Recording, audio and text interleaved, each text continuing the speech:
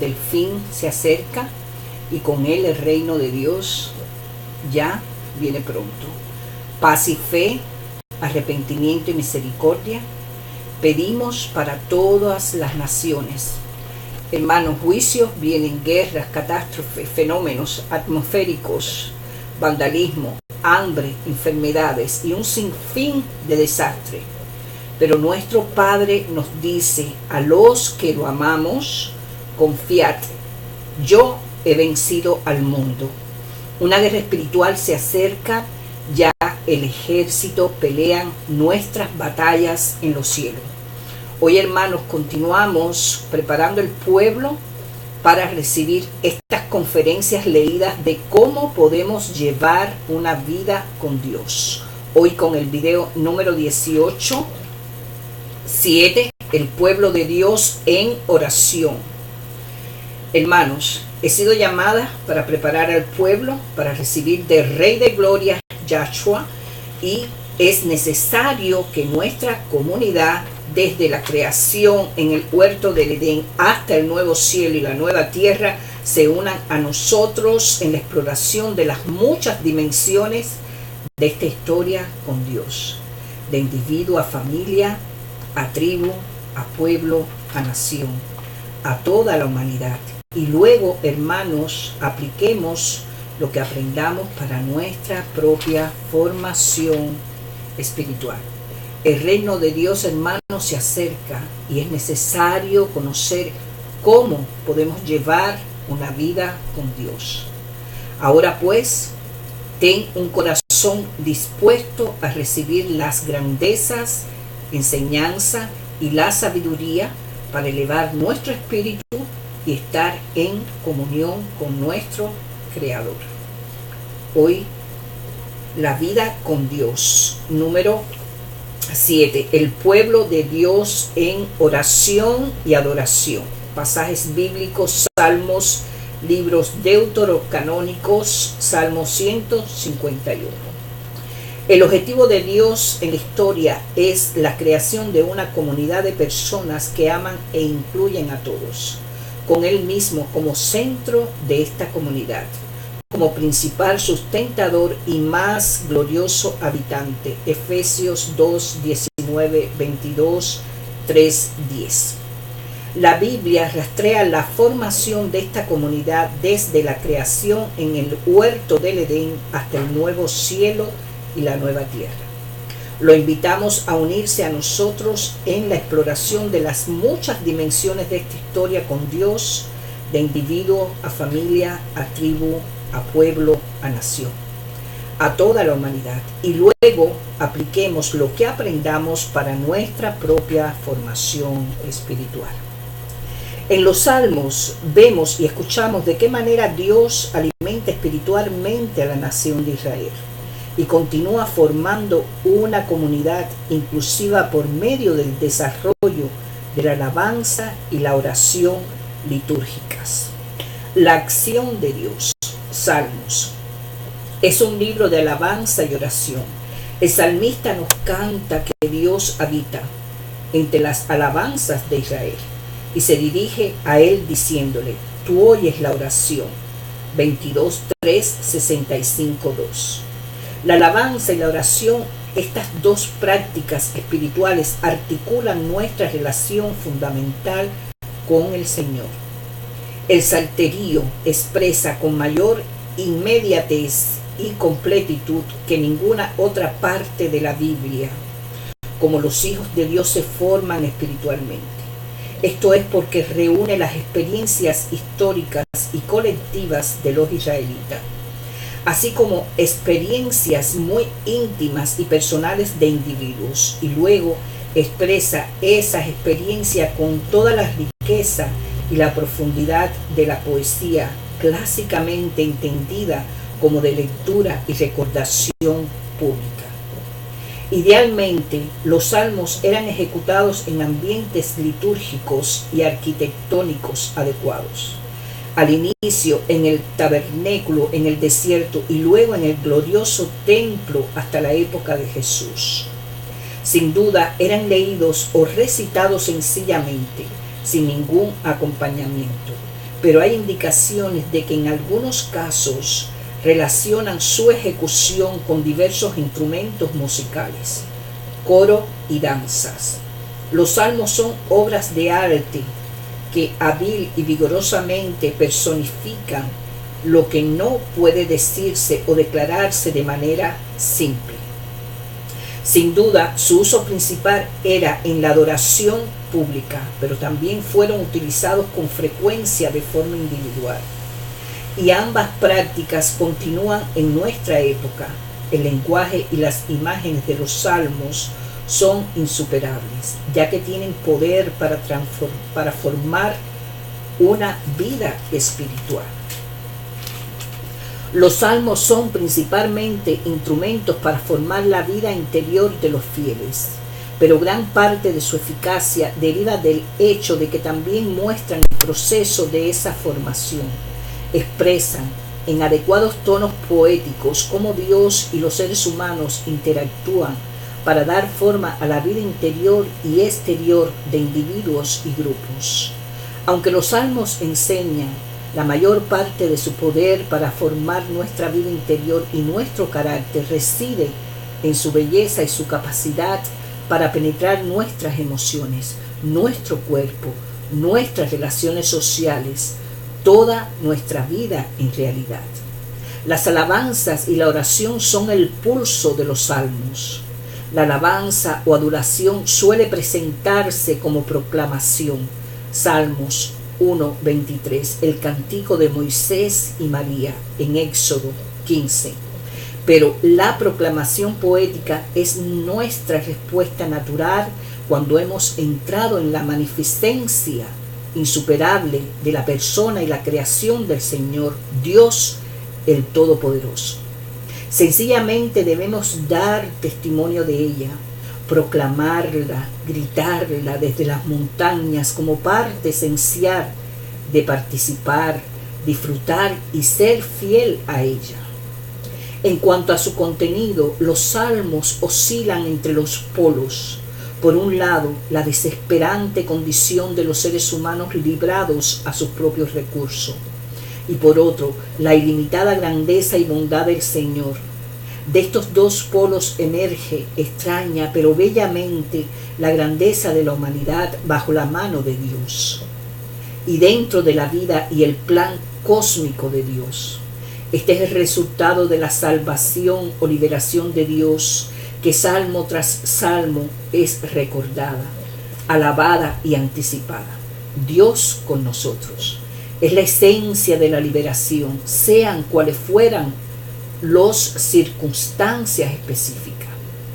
El libro de los Salmos muestra gráficamente la desesperante condición humana, nuestra debilidad natural, nuestra fugacidad, nuestra insignificancia, nuestro aislamiento, nuestra necedad, nuestra maldad interior, nuestra desesperanza. Ahora, donde quiera que la encontremos, esta es una forma realista de ver la existencia humana. ¿Quién podrá negar? No obstante, al mismo tiempo se ven y se celebran la bondad y la grandeza de Dios en el pacto de Dios con Israel, en la vida de los grandes de Israel, en la belleza y la fuerza de la Torá, en los grandes actos históricos de liberación nacional o individual, en la magnífica Jerusalén y el glorioso templo, en las obras insuperables de la naturaleza, en el justo juicio, en la búsqueda de los más profundos del corazón y en el majestuoso gobierno de Dios sobre todo. Todas las naciones de la tierra incluidas, todo esto y más es mostrado a los fieles en una presentación poética para darles la imagen de cómo es la vida con Dios y para guiarlo más profundamente en esta vida.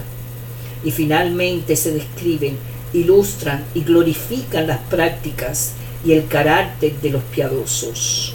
La reacción humana. La atracción del salterio es grande y obvia, es una forma natural de expresar el drama de la vida, nuestra precaria condición humana y la graciosa oferta de Dios, una relación vivificante con Él mismo. La combinación de forma poética, narración histórica y profunda sabiduría hace que los salmos sean atractivos aún para los que no creen. Su visión abarcadora y su preciso reflejo de las experiencias comunes de la vida brindan un marco para una interpretación que tienen pocos o ningún rival. En la representación individual y colectiva de los salmos se moldea una forma pública de la vida. En realidad, el salterio es un libro de oración, o mejor aún, un libro del alma, que representa correctamente a Dios y la vida que podemos tener en Él. Esto implica el rol vital que tuvieron los salmos en la religión judía y luego en la vida de la iglesia, en la era cristiana. El apóstol Pablo hace un singular énfasis en el canto. Sed llenos del Espíritu, hablando entre vosotros con salmos, con himnos y cánticos espirituales, cantando y alabando al Señor en vuestros corazones. Efesios 5, 18, 19. Y más recientemente, a partir de la Reforma Protestante, los grandes avances y renovaciones en el cristianismo han sido tiempos de grandes cantos, bendiciones y beneficios para nuestra formación. En el salterio, el lenguaje de la alabanza, la adoración, la acción de gracia, la interpretación, la petición, la queja de decepción, la remembranza, la ira, la renuncia y el arrepentimiento están bella y memorablemente a nuestro alcance.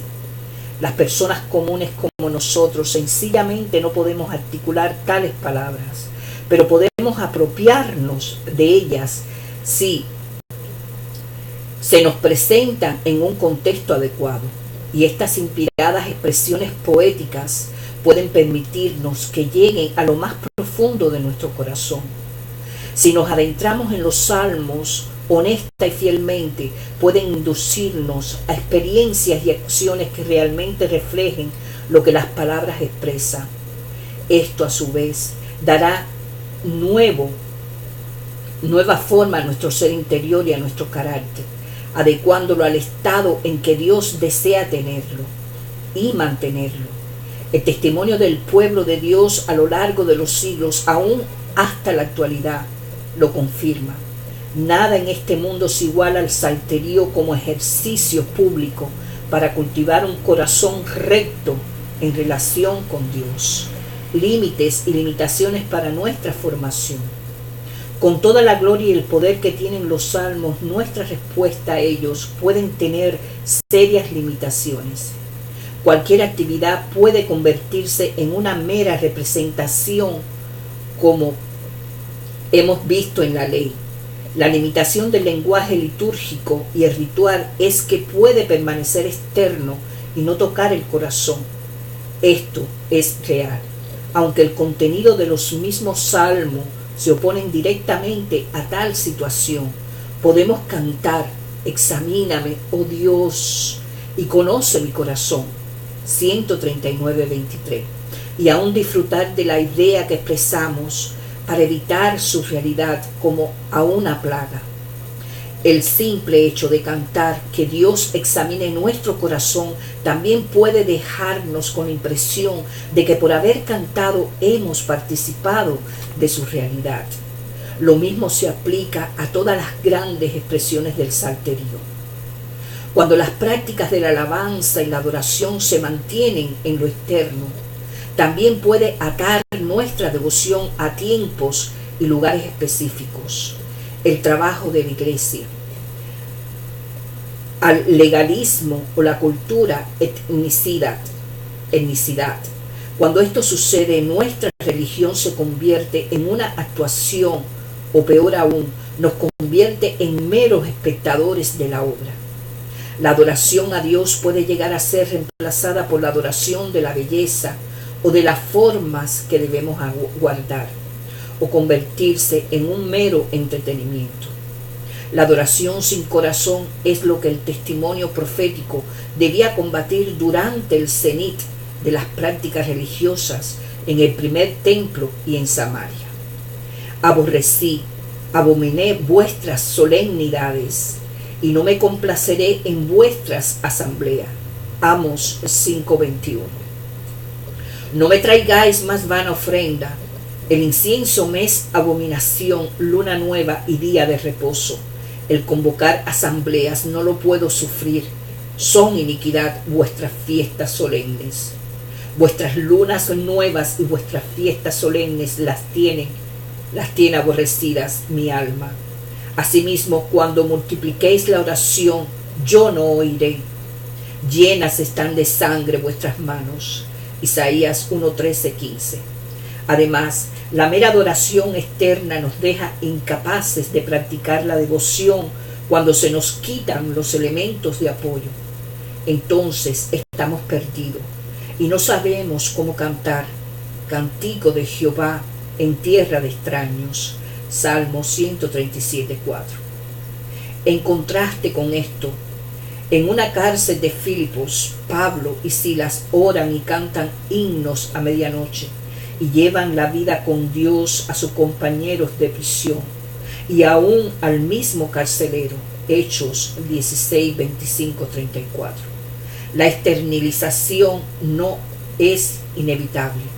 Si tenemos conciencia y nos protegemos contra ella, podemos apropiarnos de la riqueza de los salmos para gran beneficio de nuestra vida interior, yendo de una experiencia superficial a las profundidades de nuestra mente, corazón y voluntad. Llegamos al lugar de la verdadera formación y comenzamos la transformación del carácter que es intención de Dios. El peligro de sustituir una devoción de todo corazón a Dios, la integridad moral y la justicia por un comportamiento ritual siempre está presente en las prácticas públicas que estimulan la solidaridad grupal y dependen de la aprobación social. Por ello, el testimonio profético, reconfirmado por Jesús, siempre hace énfasis en la misericordia por encima del sacrificio.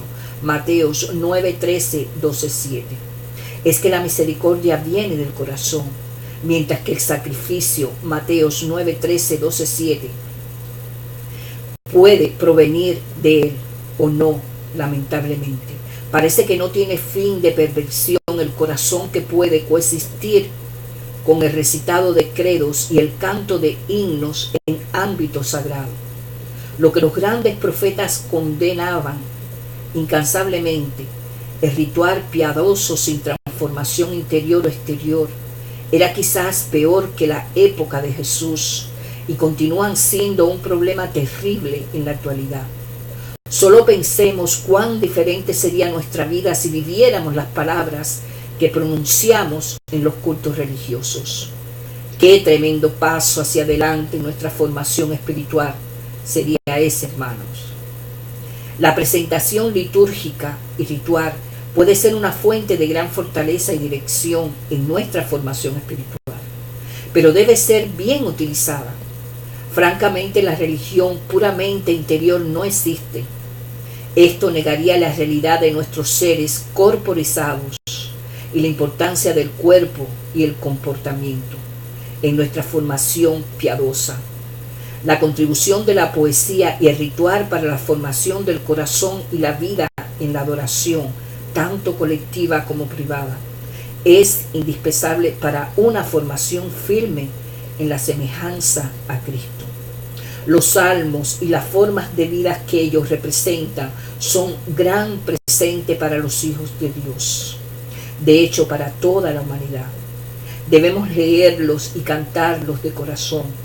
Y los salmos mismos nos muestran en exquisito detalle cómo podemos hacer precisamente esto. Cómo podemos cantar con gracia al Señor con salmos e himnos, cánticos espirituales. Colosenses 3:16. Salmos. Cantad a Jehová cántico nuevo. Dice una antigua canción, Salmo 96:1, y lo hacemos, pero las viejas canciones, los salmos, aún ocupan el corazón de la vida y la adoración cristianas. Los salmos son los textos de fe más antiguos y universalmente aceptados. constantemente en uso desde hace milenios. Para nosotros son antiguos. La mayoría de los salmos que tenemos fueron escritos probablemente entre los años 1000 y 400 antes de Cristo. Pero el pueblo de Dios nos ha cantado en el templo de Israel, en sinagogas, en Qumran, en las casas y catacumbas de los primeros cristianos, en catedrales y monasterios, en prisiones y junglas, en esquina y en sencillos edificios. En cualquier lugar donde se reunían a adorar, son el primer libro de oraciones de Israel y de la Iglesia. Otros maravillosos cantos nos han sido legados, por supuesto, por Bernardo de Clairvaux, Martín Lutero, Isaac Watts, Charles Wesley, Ariston Crosby, Brian Wayne y muchísimos más. Pero los salmos son aún el profundo pozo del que sacamos alegremente para adorar. Es emocionante saber cada vez que cantamos u oramos un salmo. No estamos solos, siempre estamos unidos a otros que en algún otro lugar del mundo lo recitan al mismo tiempo. Aunque creemos mucho utilizándolos en privado, nos beneficiamos aún más cuando abrazamos los salmos como los cantos del pueblo de Dios. El pueblo de Dios les dio forma al componerlos, reunirlos y preservarlos. Y estos a su vez aún moldean al pueblo. Cuando nos adentramos en estas canciones, ellas nos enseñan y nos dan palabra para orar. Nos enseña sobre el mundo en que vivimos, con toda su gloria y su quebrantamiento. Nos enseñan sobre las condiciones humanas, a veces al reflejar nuestras propias condiciones, a veces al compartir las oraciones de otros cuando las cantamos con ellos o por ellos. Nos enseñan el lenguaje de la oración con sus palabras y cadencias, su alegría y su misterio. Nos dan palabras cuando no tenemos palabras y por supuesto nos enseñan a ver, aun cuando estamos confundidos, cómo Dios está con nosotros. Los salmos abarcan la amplia experiencia y la sabiduría de la comunidad de la fe. Así que tenemos una gran variedad: himnos de alabanza, lamento y acción de gracia, canciones que recuerdan la activa presencia de Dios en la historia de Israel, cánticos arraigados en enseñanzas proféticas y de sabiduría, canciones de arrepentimiento y confianza, canciones acerca del gobierno de Dios y del Rey, y cánticos de anhelo y esperanza y gozo incontenible. No hay un solo salmo que capte todo lo que necesita ser dicho. Naturalmente, pero tomados en conjunto, este libro brinda un completísimo testimonio. No es de extrañarse que Martín Lutero llamara los salmos la Biblia en miniatura. Es por eso que el instante, como muchos otros, en que debemos orarlos todos. La forma de los salmos. Durante siglos los adoradores israelitas escribieron muchos cánticos nuevos al Señor, de los cuales 150 más perdurables fueron reunidos en el libro de los Salmos. Esto hace que el salterio en efecto sea una colección de favoritos de todos los tiempos. La mayoría de los intérpretes están de acuerdo en que los salmos están ahora divididos en 5 libros, cada uno de los cuales termina con palabras de alabanzas, pero hay señales de colecciones anteriores que preceden a la que nosotros tenemos. Las canciones tienen diversos temas, como hemos visto ya, pero las aclaraciones o títulos descriptivos que se encuentran al comienzo de muchos salmos sugieren también que tienen diferentes ambientes musicales y provienen de diferentes tiempos y autores. En muchos casos, nos gustaría saber más de los salmos de lo que sabemos, aún con los nombres de David, Asaf y otros en los encabezamientos. Es difícil aseverar quién escribió un salmo en particular. Y cuando los cantores se quejan amargamente sobre sus enemigos, rara vez podemos decir con precisión quién eran estos enemigos. y por qué eran tan terribles. Esto frustra a algunos de nosotros que quisiéramos utilizar tales detalles para interpretar la Biblia. Pero no saber estas cosas ayudan a hacer a los salmos atemporales y accesibles para todos. Sin duda, esta ambigüedad refuerza su poder en la comunidad de adoradores. Así nos resulta más fácil permitir que su lenguaje de gozo y acción de gracias o de queja y desesperación hable por nosotros en los aspectos prácticos de nuestra vida. Los salmos de maldición. Para muchos lectores, los salmos de maldición o imprecatorios presentan un desafío, aún un obstáculo para dedicarse a aceptar y orar los salmos. Su lenguaje parece duro, cruel y contrario a las enseñanzas y el ejemplo de Jesús. El desafío es mayor porque estos cantos no están aislados o son pasajeros. Muchos han llegado a abrirse camino hasta el himnario antiguo y fueron cantados vez tras vez durante siglos. Ayuda a saber que estas canciones, que algunas veces son tan estridentes, exploran el misterio de la justicia de Dios y su inagotable amor. Para los salmistas, buscar la venganza y la ira del Señor tenía mucho más que ver con establecer justicia que con la expresión de emociones negativas. Así que la rimbombante hipérbole de estos salmos nos muestran que el mal es real, terrible y socava los propósitos amorosos de Dios para el mundo. Insta al Señor a actuar para revertirlo, para emparejar las cosas, para traer justicia o venganza. Él es el único que puede vencer al mal, y los cantores creen que no lo pasará por alto.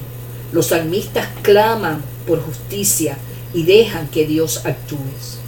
Los enemigos también son reales. Espiritualizar este lenguaje para hablar de luchas internas puede en ocasiones darnos las palabras que necesitamos, pero los salmistas hablan de enemigos de carne y hueso. Algunos son personajes como los que nos hablan palabras dulces y luego nos apuñalan por la espalda. Algunos son sociales como los que compran jueces, obtienen ganancias como amos de vecindarios pobres, atrapan a las personas con deudas, se aprovechan de los emigrantes y gobiernan para recompensar a los ricos a expensas de los pobres. Ve a los profetas. Algunos enemigos son pueblos y países, como un ejército muy real que trata de matarnos. Todos ellos actúan de manera contraria a la forma en que Dios desearía que funcionara el mundo. Los salmistas saben esto y ruegan al Señor que lo arregle. Así que los salmos de maldición no son solamente canciones personales llenas de ira. Al leerlos imprecatorias, los lectores modernos deben tener cuidado de no caer en la soberbia y el fariseísmo. Primero que nada, los israelitas no eran ignorantes, pero no haber escuchado a Jesús, aunque Jesús lleva las enseñanzas de Dios a nuestras alturas, tanto en palabra como en ejemplo. El pueblo de Dios ya sabía amar a su prójimo, ser bondadoso con el enemigo y dejar la venganza en manos del Señor. Vea Levítico 19, 17, 18, Deuteronomio 32, 35 y Proverbios 24, 17, 25, 21, 22. Segundo, estos salmos pueden servir como espejo para nuestras propias luchas contra el resentimiento, la ira y la desesperación en nuestros encuentros con el mal real y los enemigos reales. Después de todo, saber que debemos amar a nuestros enemigos y orar por ello no es lo mismo que hacerlo. A algunos de nosotros, al menos, estas canciones nos desafiarán a probar si somos realmente víctimas inocentes. Vea 7.3.4. O si podíamos aún estar entre los soberbios, enemigos que mienten, engañan y se aprovechan de los pobres. Finalmente podemos usar estas canciones para reflexionar sobre la forma en que el amor de Dios satisface misteriosamente la justicia divina sin la matemática de la devolución y llevar de la devolución. Vea 103, 8, 10, y cómo ese amor en última instancia prevalecerá para arreglar el mundo y llevar a que los propósitos divinos fructifiquen en plenitud, moldeados por los salmos. A lo largo de la historia, los escritores cristianos han insistido en que la única forma en que podemos comprender los salmos es orarlos y utilizarlos para formarnos. Esto implica una decisión consciente que contradice los hábitos comunes. Significa que en lugar de trabajar sobre el texto, dejaremos que el texto trabaje sobre nosotros. Significa leer para recibir formación en lugar de información. Un hábito que aplicamos a informes, periódicos, libros de texto. Y la mayor parte de las lecturas que hacemos significa abrazar el texto en lugar de mantenerlo a distancia. Significa ser vulnerables a oír cómo Dios podría dirigirse a nosotros a través del texto, en lugar de acomodarlo para que responda a nuestra curiosidad y nuestra necesidad de tener el control. Esta es una Biblia de estudio, y el estudio nos ayuda a entender y ser moldeados por las Escrituras. Pero aún en el estudio podemos endurecer los textos en lugar de adentrarnos en ellos. El estudio que nos transforma se mueve con una atención paciente y concentrada, y presta atención profundamente, listo para responder. Por ejemplo, al estudiar salmos que son himnos, podemos mencionar todas las razones por las que las personas son llamadas a alabar, o la variedad de forma en que las personas son invitadas a adorar. Pero el estudio que nos forma es estar dispuesto a sumarnos a la alabanza y a reflexionar sobre las razones por las que lo hacemos, o al explorar la forma del cántico de lamentación. Podemos reflexionar pacientemente sobre por qué las confesiones de confianza están ubicadas en general entre quejas y clamores por ayuda. Estar libremente en la poesía de los salmos también ayuda a moldearnos. Generalmente usamos la música y la poesía para tratar de hablar sobre lo que no es más querido, o más precisamente para señalar lo que es tan precioso, perturbador o poderoso que las palabras comunes no nos alcanzan. Así que llenamos renglones poéticos de palabras vividas, imágenes intensas y grandes exageraciones que tratan de expresar la verdad que rebasa los límites del relato. La lectura que nos moldea permite que tal poesía capture nuestra imaginación y nuestro corazón. Felizmente, lo que hemos aprendido sobre cómo funciona la poesía hebrea puede ayudarnos. Sus características más importantes es el paralelismo, en el que 2 o 3 versos del poema intentan expresar una misma idea. Es la característica que mejor sobrevive a la traducción y que con frecuencia se corresponde con la numeración de los versículos de los salmos. Algunas veces versos sucesivos expresan lo mismo en forma similar, utilizando sinónimos. Otras presentan la misma idea de maneras opuestas. En otras ocasiones los versos sucesivos se apoyan en lo que ya se ha dicho para completar una idea. Lo importante al leer es mantener las familias de versos unidos. No obstante, entender los elementos poéticos y la estructura del poema es un arma de doble filo. Puede ayudarnos a adentrarnos en la poesía, o si dependemos solo de la mecánica, puede cerrarnos la puerta de golpe. En última instancia, debemos demorarnos lo necesario para escuchar y ver la verdad, contemplar el árbol lleno de frutos plantados junto a las corrientes de agua, caminar por las sombras oscuras del valle, sentir la sed de la tierra reseca, clamando con desesperación, disfrutar de ser prósperos de los bellos atrios del Señor, prorrumpir en aplausos con las aguas alborotadas y sumarnos al coro de las alabanzas de los monstruos marinos. Cuando podemos entregarnos a la poesía de los salmos y nos rehusamos a arrastrarla al literalismo, prosaico o las fórmulas, estos pueden moldearnos. La lectio divina, el clásico ejercicio espiritual de lectura santa, ofrece una forma más que podemos permitir que los salmos nos formen. Comparte la escucha paciente y la receptividad que ya hemos mencionado, ya que quienes leen de esta forma no tienen prisa por atravesar el texto. Después de todo, no es tanto cuestión de cuándo leemos, sino de cuán bien leemos. Generalmente ayuda a comenzar la lectura santa con silencio, en parte para quietarnos con el fin de escuchar, en parte para decidir conscientemente leer de una forma muy diferente de cualquier otra lectura que hagamos. Entonces podemos leer, continuar en oración, listos para detenernos, para absorber una palabra o un versículo cuando Dios nos lo abre. Rumiarlo suavemente, saborearlo lentamente, como un caramelo de menta que se derrite en nuestra boca. Esta clase de escucha del texto invita a Dios a enseñarnos de maneras directas y transformadoras. Respondemos a reflexionar sobre tales enseñanzas y ponerlas por obra. Con frecuencia la lectio divina continúa cuando oramos el salmo y no solo lo conocemos como oración de otro, sino como nuestra propia oración. Los salmos usan el idioma de la intimidad y la relación, y son nuestras palabras hacia Dios más que las palabras de Él para nosotros. Entender este cambio de dirección les abre los salmos a muchas personas.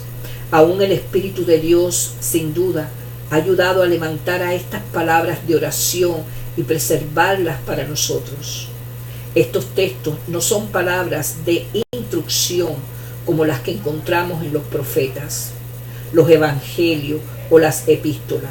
En cambio, son palabras que nosotros llevamos a Dios, palabras de confesión, confusión, desesperación, esperanza, confianza, gratitud y alabanza. Cuando las oramos aprendemos naturalmente, especialmente cuando aprendemos a orarlas todas, pero también nos acercamos a Dios para estar presentes, para escuchar y ser cambiados. Cantar los salmos también nos moldea, dado que con frecuencia lo encontramos solo como contexto impreso. Es fácil olvidar que son canciones, dado que son canciones utilizan el poder de la música, tienen para influir sobre nosotros. Y el pueblo de Dios ha confiado en este efecto poderoso en todos los tiempos. Desde su inicio, los salmos mismos hacen referencia a algunas melodías, instrumentos y direcciones musicales. Estas canciones han sido cantadas casi en todos los estilos imaginables: recitado, coral, himno, música country, bluegrass, gospel, oratorio, rock y mucho más, sin mencionar la cantidad de instrumentos que apoyan a los cantores. Cuando estudiamos, utilizamos y oramos los salmos, hallar formas de compartirlo como canciones puede ser muy efectivo. Quizás podemos escuchar o cantar una canción basada en uno de ellos. Quizás aprendamos a recitar una letanía o improvisar una melodía sencilla propia, y siempre es maravilloso sumarnos al canto de los salmos con otros. Responder a los salmos creativamente también nos ayuda a iniciar un diálogo con estos que pueden cambiarnos.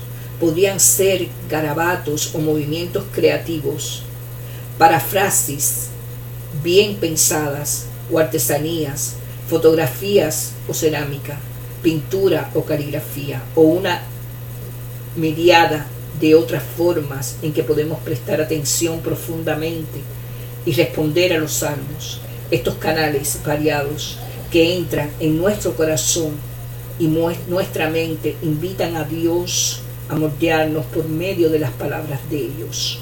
Sea cual fuere el medio, los salmos nos enseñan y nos forman con más poder cuando nos sumergimos en ellos día tras día durante un tiempo prolongado, en formas sutiles y aún sorprendentes, nos muestran el mundo real, nos acercan cada vez más a la auténtica salud y nos llevan a ver deleitarnos en el Dios que está con nosotros. Howard R. Macy. Amén, queridos hermanos. Aprendamos entonces de cómo podemos llevar una vida con Dios. Que la paz de Dios esté con ustedes. Cristo viene pronto. Amén. Bendiciones.